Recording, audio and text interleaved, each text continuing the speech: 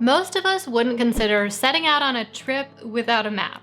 Sure, if you start driving without a map, you might have fun, have an interesting experience, but you're probably not going to be able to get to a specific destination. So if that's important to you, then you start by pulling out your phone and pulling up Google Maps. But it is amazing how many people think that they can get away with exactly that when it comes to starting a business. They have a general idea of what business they want to start or what product they want to sell, but they don't take the time to come up with a plan for how they're going to build a particular business. In fact, a lot of people don't even know exactly what they're trying to build. They don't have an end destination in mind. And while building a business without a plan can still potentially be a fun and interesting experience, it can also potentially be a big waste of time. So in this video, I'm going to show you exactly how to quickly and easily write a business plan to ensure that you have a solid plan for how you're going to build your business and where you're trying to take the company so that you can avoid wasting your time and energy and maybe a whole lot of money along the way. You can download a free copy of the template that I'm using in this video in the description box below. The first part of your business plan is the overview. So on this page of the plan, you will put details about your company, such as your business name, where you do business, the main product or service that your business offers, as well as your mission statement. The last thing you'll likely want to include on the overview page is a diagram of your chart of accountability. This basically just describes who answers to who in your company. When you're first starting out, it will be your name in every blank on your chart of accountability, but it is still good to clarify the different functions or roles that you're performing in the business so that later when you start to grow your team, you're able to easily plug people into these different spots in the company. Page 2 of the business plan is about your business's message. This message is going to serve the foundation for all of the marketing that your company does. And here's the truth. The more clear you are about exactly what your business's message is, the easier it will be to market your business and to make sales. Basically, your message is describing the value that your company offers to people and why it's worth their money. So the first thing that you're going to cover in the message section is what is the big problem that your company is solving. And if you sell multiple products, what you want to think about here is the main product that you sell. That's a question I get all the time. So what is the main problem that this product solves for your customers? Then you're going to move on to what result does your company create for the customers? So you're selling some sort of product. When someone buys it, what result can they expect to get from it? Then the next section asks, how does your company create that result? So here you just need to describe in really simple terms how that result is created. How does the product actually work? If you can describe this in a really clear and simple way to your customers or your prospective customers, then they will be much more likely to trust that you can in fact provide that result to them. And if that result is something that they're interested in getting, then they will happily purchase your product to get it. Next comes, who does your company serve? So who is your target customer? Here, you want to focus more on psychographics than on demographics. And what that means is you want to describe the desires of your target customer and the problems that they're facing and how it's impacting them, not so much things like their age or their gender or ethnicity or anything like that. Now, if there are any of those factors that are important to your customer, then you will want to include those details. For example, if you offered counseling to women going through menopause, then clearly your target customers are only women. Or if you sell hair care products for people with a specific texture of hair, then your target demographic would be people of the ethnicity that have that specific texture of hair.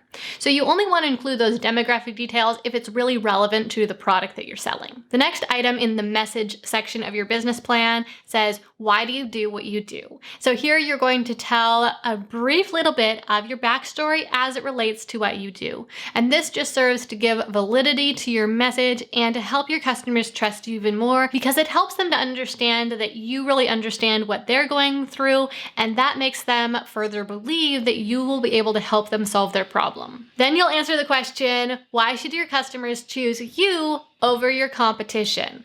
Now, for some people, this will be a tough question to answer, and you might feel like your business does exactly what everyone else does as well, everyone else in your industry or in your niche. So if that is the case, that's a good wake-up call to realize that you need to figure out something that really differentiates your company and your product so that customers have a reason to choose you. And the final part of the message section of the business plan is about your proprietary system. So what is the special method that you use to get the desired result that nobody else in your industry is using? There's going to be some overlap between your proprietary system and why your customers should choose you, not the competition, and also some overlap between your proprietary system and how you produce the result. In fact, those two things might look exactly the same, but you will find that it is much easier to market your product if you can use terminology that sets your product apart. So you're describing how you're doing things in a way that no one else is describing it,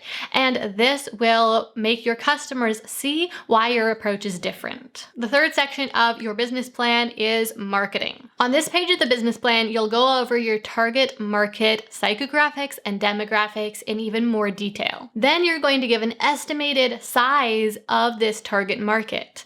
Now, this is a very standard part of a business plan, and it's important, especially if you're going to be reaching out to investors and you need to persuade them that there is a sufficient number of people who will be interested in buying your product. But honestly, even if you are the only investor in your company, you should still make sure that there are plenty of people out there who actually want this product that you are going to be offering. So in order to figure out this target market, there's two different ways you can do it. You can either just take your psychographics and your demographics and then try to do your research to figure out how many people fit into those categories. Or you can look for groups of people who are potentially interested in your product. This could be things like Facebook groups or the number of people who subscribe to certain YouTube channels or who follow certain people or brands on Instagram. And then you can then add up the numbers of each of those different groups to come up with this estimated target market size. Now, if you do it that way, just know you will be underestimating a bit, but that can actually be a good thing because it means there will be even more people out there than those people who you find in your initial research. Figuring out the estimated size of your target market will also help you answer the next question on your marketing section of your business plan, which is where can your target market be found? So wherever you found people to add up those numbers and estimate the size, you're just going to here record where you can find these people. And this will be so key later on when you are trying to go out there and reach these people and advertise to them, because you've already figured out where you can find them. It will just be a really easy part of the process. And then we come to the strategy section of your marketing plan. So here we have three different parts of the process. First of all is your visibility strategy. So your visibility strategy is how you're going to get visibility or exposure for your business. It's basically your strategy for how you're going to tell people about your business. This could be YouTube, it could be Instagram or any other type of social media. It could be paid advertising. It could be doing collaborations with other brands. There are so many different options here, but you need to have a visibility strategy because nobody can buy your product if they don't know your brand exists. The second part of the marketing strategy component is your lead generation strategy. So once someone finds out about you with one of those visibility strategies, how are you going to turn them into a lead? How are you going to get their contact information so you can follow up with them and close the sale? A very common strategy here would be to use a free opt-in offer. So basically this just means that you have some free resource. It could be like a sample of your product, or it could be a free checklist or a free video training, whatever you want. But this free thing is offered on your website, and then when someone visits your website, they can enter their email to get that free thing. Some brands do this by providing free samples or example products. Other brands do it by offering a coupon code if you subscribe to their newsletter. The final piece of the marketing strategy will be your conversion strategy. So how are you actually going to close the sale? Are you going to occasionally put your products on sale and then email people to let them know? Or will you use webinars? Or will you use email marketing? How are you going to actually close the sale? In this section of the marketing plan, you're also going to want to make any notes about how people will actually complete the transaction. So are they going to walk up to the cash register and check out manually? Or are they going to visit a checkout page on your website? We need to know exactly how this transaction will be processed. Okay, so now we come to the fourth part of the business plan, and this is where you describe the products that your business sells. So maybe your business only sells one product, or maybe you sell several. But either way, you are going to want to outline the basic details of each of these products. So specifically, you'll want to have a name for the product and then describe the result that the product creates. So this is kind of the explicit thing that someone buys it and they immediately get a result from it. So for example, someone buys a computer and then they can access the internet and do word processing. But then the next part of it is the impact that that has. So how does it affect my life? Well, now I could use this machine to start a business or to write a book or to organize my life better. And so the reason that's important is because depending on what the impact is, you will market your product very differently. So if I wanted to sell this computer to entrepreneurs, then I would talk about the impact that it can have on a business. So I could tell people this machine can run your entire business for you. It provides a way that you can connect with other people. It provides a way that you can run your website. And that can persuade people that this is the right machine for them because it will really serve the purpose they have for it. So you'll want to go through describing those different aspects of your product for each different product you sell. Again, its name, and then the direct result that the product creates, and finally the impact that that will have on the customer's life. The fifth part of your business plan is called production and delivery. And so this describes how your product is made and delivered to your customers. So depending on what you sell, this could look very different from one business to the next. If you're creating online courses, then your production process might look like you planning the courses and filming the lessons and editing the videos and uploading them to a course platform. On the other hand, if you are going to sell water bottles, then you might need to first design your product and then have a prototype created and then work with a manufacturer to actually be producing the product. And so your production system is mostly going to be outsourced. It is going to be done by a separate manufacturer and then maybe just shipped to your warehouse or shipped to Amazon's warehouse, something like that. And then the second part of this is the delivery process. So how are you actually going to get your product into your customer's hands once it exists? Again, depends a lot depending on what you're selling. So if you have a digital course, then this might mean that you need to use some email marketing software to email them their access details, their login and their password, so that they can then visit a course platform website to access the materials. On the other hand, if you're selling something on Amazon, then Amazon FBA might be your delivery service and you don't have to do that yourself. It's outsourced. So this process looks really different from one business to the next, but whatever it looks like in your company for your specific products, you need to describe how you're going to make the product and how you're going to get it into your customers' hands. The sixth and final part of the process is where you outline your goals. This is so important because this is where you decide exactly where you want your company to head. Now, honestly, all the rest of the business plan really helped you with that also, because probably most of the things you were describing aren't things you're doing yet, especially if you're in the very beginning phases of starting your business. So for example, you might have been describing a product that doesn't exist yet, or a target market that you're not yet selling to. And so all of those things are helping to solidify your vision for the company. But here in the last part of the business plan, you're going to really clarify your specific goals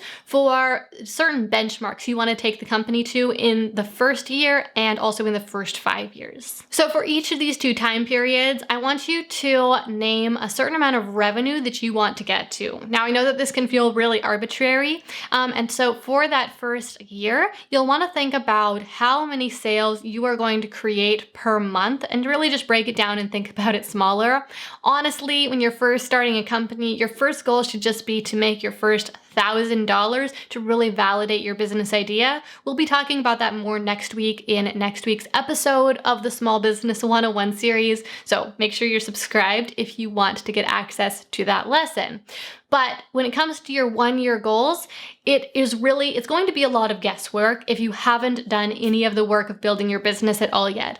And so you just need to accept that and set a kind of arbitrary goal, and to know that 1 year from now, you'll have a lot more information that will allow you to set better goals for the future. So to just give yourself some sort of benchmark revenue goal to shoot for. Then the next one will be your profit goal. So different businesses have very different profit margins. Some businesses have a 2% profit margin. Other businesses have a 50% profit margin. Now, if you are selling some sort of physical product, I would recommend you shoot for a 20% profit margin. It'll likely end up being a bit lower for that, but it's still a good goal to shoot for. On the other hand, if you're selling a service or if you're selling a digital product, I would shoot for a 50% profit margin. So whatever your revenue goal was, just divide that in half, and that is your profit goal. The next line for your goal is the sales. And so this is a number of sales that you need to make in order to hit that revenue goal. And then the final two sections of your goals are the impact and the development. So impact is about what sort of impact do you want to have on the world by that point in time. So by the end of your first year in business, what impact do you want to have had on the world? And then development has to do with how the business has grown and developed. So who do you want to be on your team by the end of the first year, and then by the end of the 5th year? And what do you want your company's organization to look like? Or how many hours do you want to be working? All of those aspects have to do with your business's development. You also could talk about systems and structure, things like where you are doing business, so maybe moving to a bigger store or redesigning your website, things like that, or working with a professional branding designer. Okay, so that brings us to the end. That is all there is to it. It is kind of a lot, but at the same time, it's not that much, considering that you can write this entire business plan in just an hour or two at most, and it is going to be your guide and light for the next year or two. Now, do keep in mind that you should be open to rewriting this plan in the future. It's not going to serve you forever. As your company grows, as you start making sales, you will learn a lot, and as you get more information, you'll be able to make better plans and set better, more reality-based goals instead of goals that are quite so arbitrary. As I mentioned earlier on, the template that I was using throughout the video can be downloaded for free. There's a link to do so down in the description below. Also, I want to let you know that this video is episode 3 of our Small Business 101 series that we are currently running on the channel. So if you are currently in the process of building your own business and you would like some guidance along the way, then make sure you are subscribed to the channel and that you have notifications turned on so that you find out when each new episode is released. Next week's episode will be all about validating your business idea. This is so important and a part of the process that so many new entrepreneurs completely skip. They get a business idea that they're excited about and they just start charging forward, investing tons of time and energy and often money as well into this completely unproven business idea. But there's a way better way to go about this. You can take just a couple months to validate your business idea, do some market research, release a beta version of the product, generate your first sales, and earn your first $1,000. Truly the most important money you will ever make, because it is what both proves your business idea and sets you up for long-term success. So if you haven't yet validated your business idea, then join me next week to learn exactly how you can do that for yourself.